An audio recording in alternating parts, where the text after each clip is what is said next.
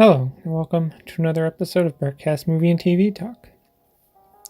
Now, you're probably looking at the title of this and are a little bit curious. I titled my video this way because of a certain trailer for a certain movie based on a video game based on a certain Blue Hedgehog. Yeah, it's the trailer for the Sonic movie, and yeah, this is part of what I'm going to be talking about here. Now, going on that, so the trailer for the Sonic movie came out, and the one thing that the whole of the internet hated is the design for Sonic. I've heard a lot of this is what Sonic looks like in comparison to things that a lot of people have said, and most of them say it looks like a person in a Sonic suit, and yeah, it definitely does.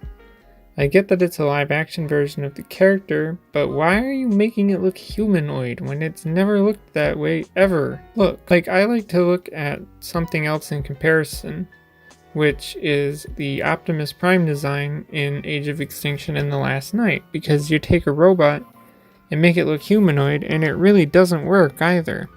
My original complaint with this design for Optimus Prime is that while the robot mode looks good, it doesn't look like it turns into a semi-truck because things kind of just disappear because CGI. So that's the comparison that I like to use on the matter. But the plus side is that given the outrage that all of the internet had about Sonic's design in the movie, Sega and Paramount have decided to go back to the drawing board and redesign Sonic for the movie. Now, I think this is also because of some Twitter user that within hours of the trailer releasing that they went in and after an hour or two redesigned Sonic to look more like how he is supposed to look from the games. So, yay internet for complaining enough to actually make a big studio change something in a movie. The thing I find sad is that people were saying that because of how bad the design for Sonic is, that it will ruin the entire movie, not actually giving the movie's story, writing, acting, or characters a chance. I was on the side that yeah, Sonic's design was not good, but regardless, it's too early to say whether or not it will or will not be a successful movie. I see this often with movies where because of one thing that the whole movie is going to be an absolute train wreck because of that one thing. But let's move into the meat of the video. What I want you to realize is that the Sonic movie looks like it's being made to do nothing besides make money, a soulless cash grab by the studio. There are plenty of movies like that too. I already brought up Transformers because they are a great example here. The character designs look alien, something that is not from this earth. Back in 2007, during the production of the first live-action Transformers movie, Bay or someone had said that there's no way that the Transformers Generation 1 character designs would look any good on the big screen in live action. Well, 12 years later and 6 movies later, we got the Transformers Generation 1 character designs, well, spruced up, in live action movie, only for a few minutes, but it does work. And what did it take to get here? Travis Knight, a guy who has been a fan of the Transformers since the Generation 1 cartoon, and that is my whole point here. If you want to take a video game, book, or comic book, or whatever, and adapt it for film, you need to get people who have a passion for the thing you are adapting. Why do you think it works for Marvel? Because they have people who actually understand their characters and the comics that they come from and are adapting from. Even DC can't seem to get that right.